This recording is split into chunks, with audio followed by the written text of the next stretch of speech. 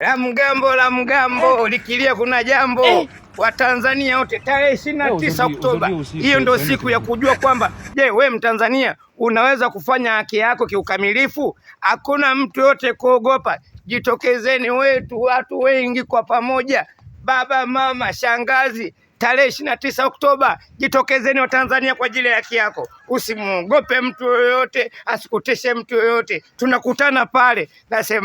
Nasemaje Masele Chapambe, natoa onyo hili. Utakayeogopa kutokea tarehe 29 Oktoba utakuwa ni muoga wa haki yako we Mtanzania. Tarehe 29 Oktoba mje kwa wingi, bodaboda, bajaji, daladala, wale wote waliokuwa nyumbani wenye baskeli. Nasemaje, tunaanzisha kinukisha kwa siku hiyo tarehe 29 pale Oktoba. Jioni kwa pamoja, msiogope. Nasema na kinukisha na wanangu, mtatujua kwamba tukoje. Hata wewe hapo kama upo na ndugu zako, njooni tarehe 29. Itakuwa ni birthday yangu.